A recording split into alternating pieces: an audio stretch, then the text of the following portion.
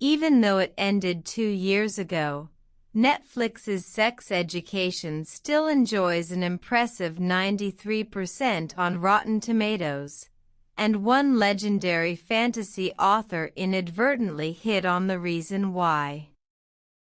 Sex Education followed British teenager Otis Milburn, Asa Butterfield, as he navigated the trials and tribulations of Moordale Secondary School.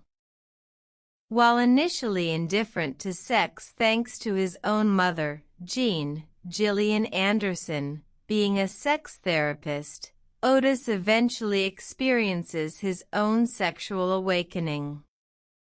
During its run, Sex Education was praised for its layered and compelling characters, with its teenagers and their issues being given weight usually only granted to adult characters.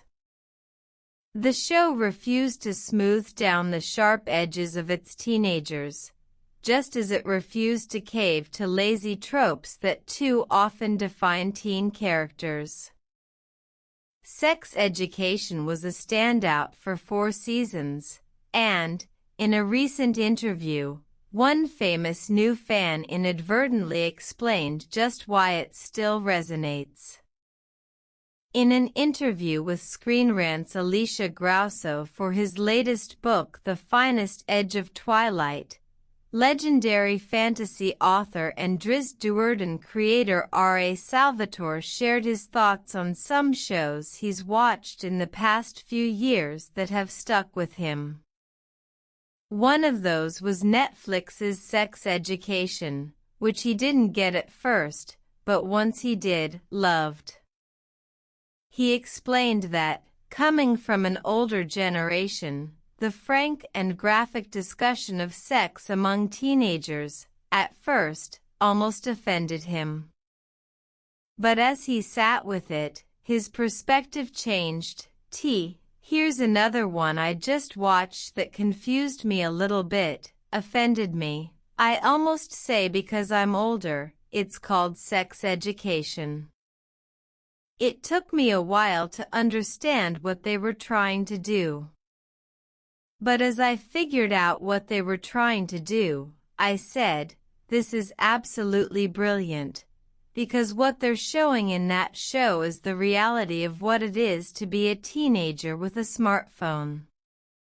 Look how graphic this play is that this kid wrote. Well, what do you think they're watching on their smartphones?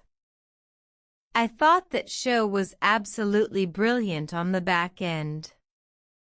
A lot of times, I'm watching it, one way, because I'm old, but the actors were fantastic and the writing.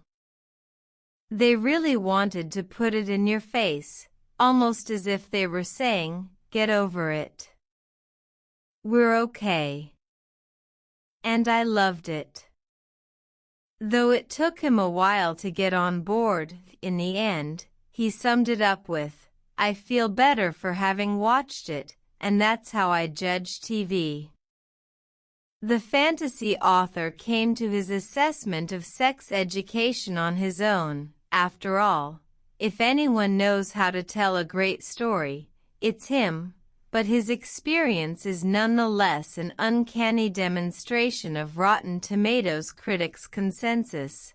Bawdy, heartfelt, and surprisingly wise, Sex Education is a raucous romp through a group of teenagers whose sexual misadventures are so thoughtfully rendered, adults could learn a thing or two from them. Sex Education premiered in 2019, long past the time when we can any longer pretend that teenagers